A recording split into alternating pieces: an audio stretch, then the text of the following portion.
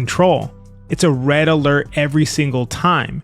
And because LaMelo begins threatening the defense several feet behind the three-point line, the closeout is longer and the next opening becomes even larger. But as deadly as his shooting is, it's only the first part of it.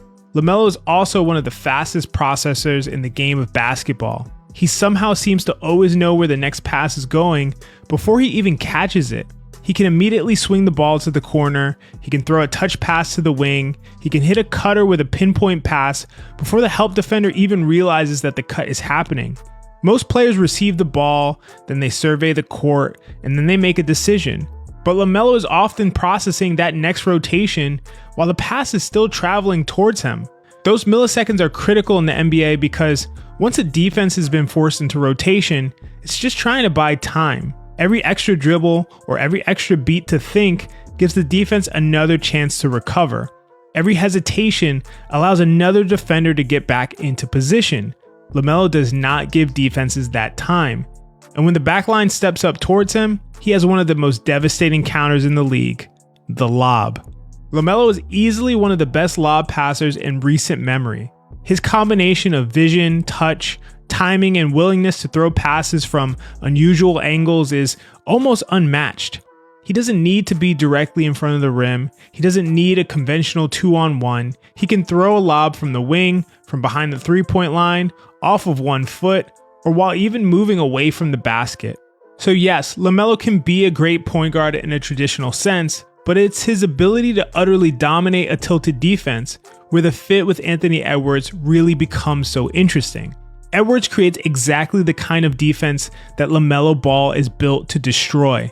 Ant is one of the league's premier isolation scorers. He creates enormous on-ball gravity as teams load up towards him and regularly commit multiple defenders to stopping him from reaching the paint.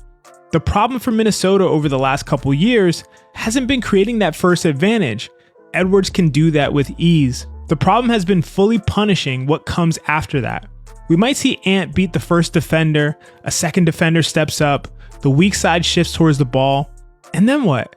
Maybe the ball gets passed out, but the next player hesitates, or maybe the defense closes out under control. Maybe that advantage disappears before Minnesota can convert it into a great shot.